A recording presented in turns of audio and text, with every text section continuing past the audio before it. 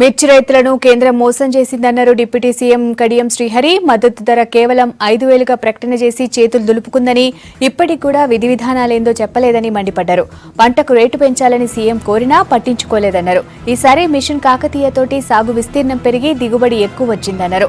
Warangal urban జిల్లా హసన్పర్తి అన్నసాగర్ కాల్వ నిర్మాణ పనులను మంత్రి ప్రారంభించారు.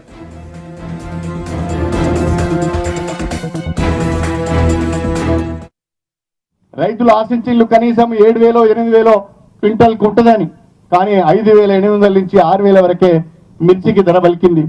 మొదటి విడత వచ్చిన మిర్చి, రెండో విడత వచ్చిన మిర్చికి ధర పలికింది, కానీ మూడో విడత పిక్ చేసిన మిర్చికి మాత్రము ధర వలకపోవడం వలన రైతులు కొంత ఆందోళన చెందినమాట వాస్తవమే.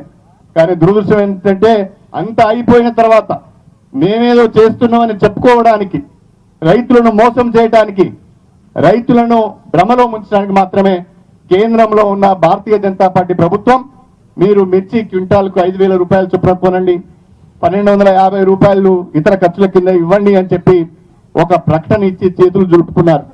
వాస్తవంగా వాళ్ళు కొనుగోలు చేయమన్నది ఎంత?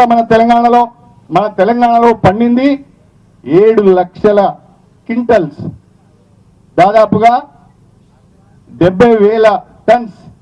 కానీ వాళ్ళు కొనుగోలు చేయమన్నది 7 లక్షల టన్స్ మన దగ్గర పండింది. వాళ్ళు కొనుగోలు చేయమన్నది 33,000 టన్నులు.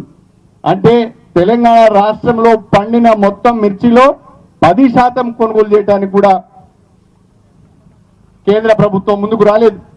పైపెచ్చు ఇప్పటికే మిర్చి దాదాపుగా 50%, 60%, 70% మార్కెట్కి వచ్చింది, రైతులు అమ్ముకున్నారు.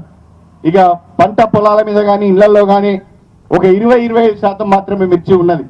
ఆ మిర్చికి ఇప్పుడు 5,000 ఇస్తాము, 1,250 మేము ఇతర ఖర్చులకు ఇస్తామని ప్రకటన చేశారే తప్ప ఏ రకమైన మార్గదర్శకాలు కానీ రాష్ట్రాలకు ఆర్థిక సహకారం కానీ అందించలేదు. అంటే భారతీయ జనతా పార్టీ ప్రజలను ఏ రకంగా మోసం చేస్తుందో, రైతాంగాన్ని ఏ రకంగా మోసం చేస్తుందో మనం అర్థం చేసుకోవాల్సిన అవసరం ఉన్నది.